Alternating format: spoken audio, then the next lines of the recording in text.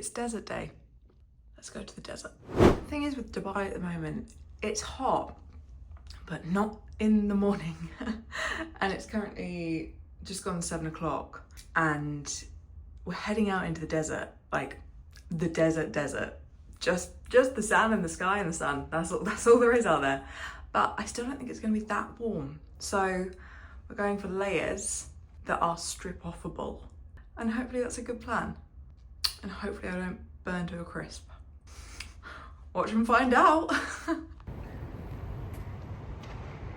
Good morning, Dubai. I don't think that view would ever get old to me. And the other side of Dubai.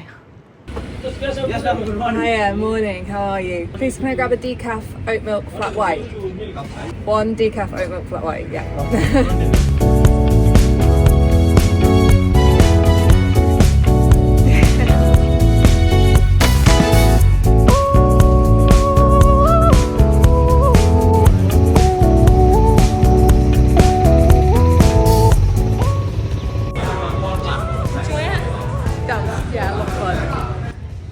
Just rode these out in the sand dunes for 20 minutes, and because you have to put because the accelerator is this tiny little sort of switch on the side, you can only use your thumb. Everybody is now complaining that their thumbs are unbelievably sore from the accelerator. Good fun.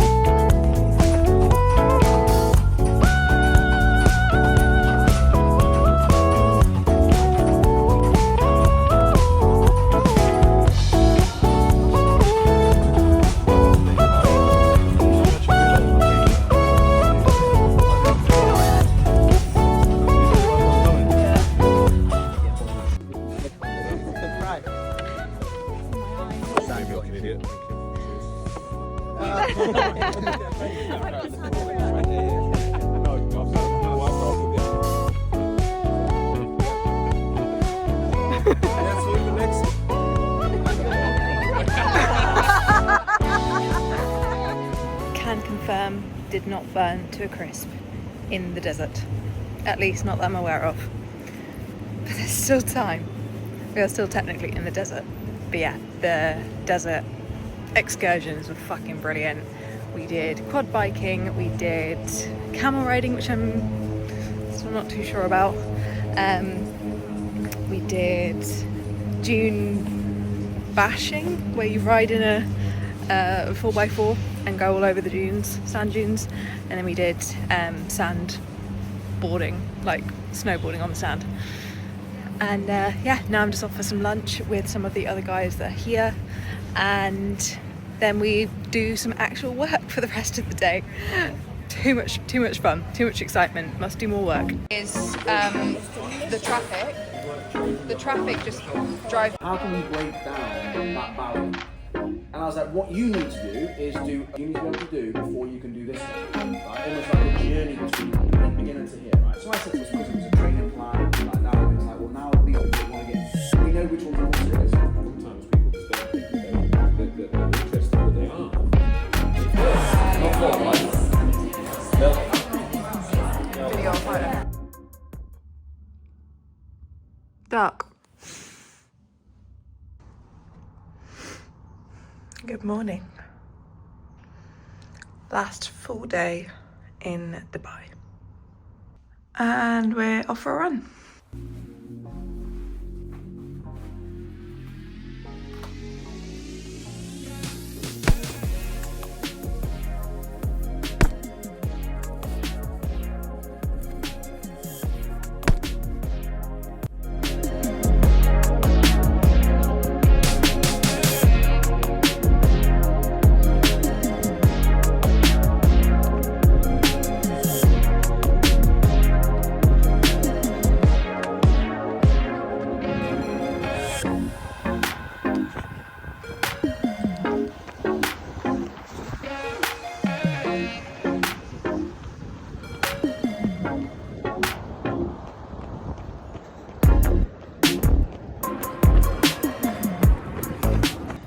I'll take that one. Maybe next time. Okay, this is so niche and so specific, but seeing that name of that building, Sparkle Towers, my first ever pet was a rabbit called Sparkle. I was like 7 when I named her, so do not judge for the naming. It just made me laugh. My long dead rabbit has a high rise in Dubai Marina. Who would have thought? That felt tougher than the run I did on my first full day here when I accidentally did it at 10 a.m.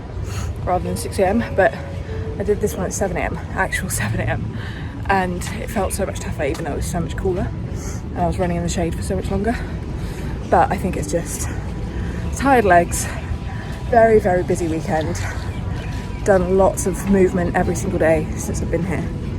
And yeah, but really, really glad I got it done. And got to enjoy a morning in Dubai for the, well, it'll kind of be the last time I get to enjoy it because tomorrow I have to leave quite early for the airport. So glad I got out and got some sun, or some shade, and explored via run for the last time of the trip.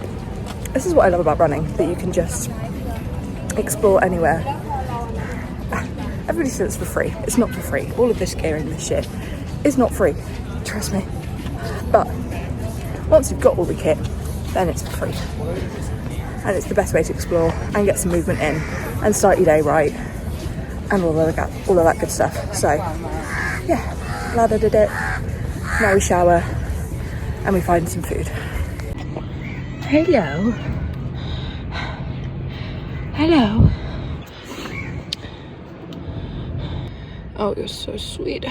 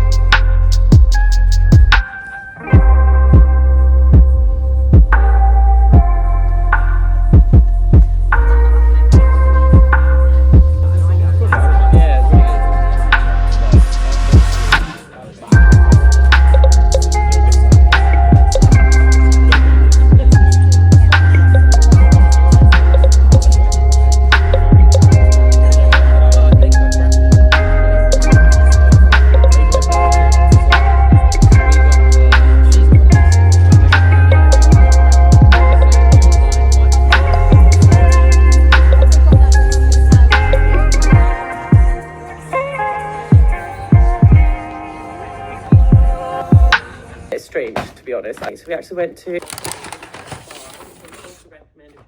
Whether this is parsley or coriander, I can't fucking stand either of them. So that is never welcome on my plate. But I've just finished.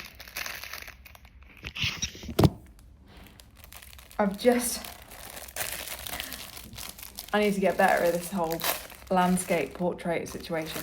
Just finished the final day of the business event that I've been out in Dubai for.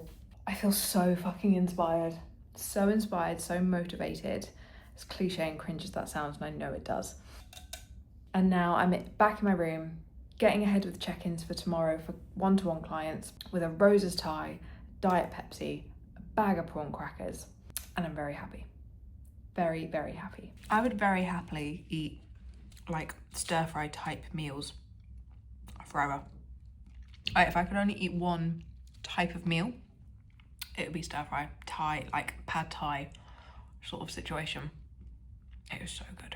Absolutely demolished. I was so hungry, but also, you know when something just hits the spot within a millimetre of the spot? That was the spot hitting meal that I needed. Oh, glorious. So this is the side of self-employed life that people very rarely show because it's not fun, it's not glamorous. It's 9:15 Dubai time, and I've been doing client check-ins for the last 2.5 hours, and the reason for that is because my flight tomorrow is sort of halfway through the day, and normally Mondays are like full-blown check-ins for me from 8 till 6, so I'm having to find time to do them elsewhere, which means on Sunday night I'm doing them late into the night to make sure that clients don't get any drop-in service whatsoever whilst I'm away doing something that is still going to be indirectly benefiting them, because it's been a business development trip, but so that they still don't see a drop-in service from me. And I haven't really shared too much of this trip on my socials because I don't want it to seem like I'm just flaunting or sort of boasting or gloating about what has been an absolutely incredible trip and masquerading it as a business trip, because if I saw that and I was looking to maybe hire somebody, I would be thinking, well, surely if you're spending all your time flaunting this trip online, you're not actually doing any work. But hopefully my clients would agree that since I've been here, they haven't seen a reduction in my service. There's been no reduction in response times, and quality of check-ins has still been up to scratch, up to standard. So yeah, this is the reality behind all of the fun that you will have seen in these vlogs so far. Right, back to check-ins. Hi. So that last clip that you saw, I was still in Dubai, and I obviously didn't film an outro because I'm still very new to this whole YouTube situation, and I thought I'd do a bit of a rambly outro for the vlog now that I'm back home. This is actually a week after that last clip that you saw, and I thought I'd do a bit of a sort of a recap, a bit of a rambly outro to finish off the video. Like I said, it's a week post Dubai, and I'm still kind of not over it. I mean, I've not really had the time this week to let the experience properly sink in because we have been in the chaos of launching our group coaching program, Accelerate, which, by the way, cheeky little plug, if you did want to get involved, it is an 8-week group coaching fat loss orientated program. There are still spaces available at the time of me recording this, so if you want to get involved, drop me a message over on Instagram. And if you use the phrase YouTube discounts, I will give you a little discount on your space as a thank you for watching this video. If there are any spaces left by that point, by the time that you actually watch this, because I don't actually know when I'm going to be uploading this. Anyway, I digress. Yeah, I've not really had time to process the experience too much because it's been chaotic from the minute I landed back in the UK, but it was absolutely incredible. And something I have really struggled with in the past, and do still struggle with, the sort of imposter comparison syndrome that comes from being in a position like I'm in terms of having an online coaching business, being surrounded by other coaches who inspire me and motivate me, but also I find myself comparing myself to. And there are a lot of coaches on this business trip who work with the same mentors that I do, who I've looked up to and been inspired from since the day I started my own coaching business. So to be in a room with these coaches who I've looked up to for 3 years now, and be on a very similar level in terms of where our businesses are at, where the level of progress that we've seen within our businesses, to know that I was on a relatively similar playing field and I could comfortably sit in a room surrounded by these kind of people and consider myself sort of on the same level as them was absolutely incredible for me, and it was such a full circle moment. And it reminded me that I'm actually doing all right. I really struggle to pat myself on the back when it comes to business and my career and all of that side of things. I really struggle to give myself credit. But that experience of being invited out to Dubai to spend 3 days with, like I said, the people that I've looked up to for years and consider them almost peers in a way, and friends. I made some incredible friendships in such a short space of time that I'm so excited to develop those friendships moving forward. It was a pretty pivotal moment in my career. Yeah, I felt very fortunate and very grateful and just absolutely buzzing to put everything I learned into practice this year. Comparison syndrome really sucks sometimes because you consider yourself lesser than the person that you're comparing yourself to. But sometimes comparison syndrome, imposter syndrome can be a really liberating headspace to be in, because it makes you want to work harder, it makes you want to develop yourself further and push yourself further. And although I definitely felt imposter syndrome at multiple points of that weekend, it was a good imposter syndrome because I thought to myself, well, you wouldn't be here if you didn't deserve to be here, if you hadn't worked hard enough to be considered on the same level as the people around you. So although imposter syndrome can be really debilitating sometimes, it can also be really motivating. And it's something that I feel like I need to lean into and embrace a little bit more moving forward. Because imposter syndrome normally means that you are not the most intelligent or the most successful or the highest tier in the room. And that's a good thing. It's good to never be the most intelligent or the most knowledgeable in the room, because then you're not learning anything, you're not progressing in any way as a result. Sometimes comparison and imposter syndrome can be a really, really good thing because it normally means that you are moving in the right direction.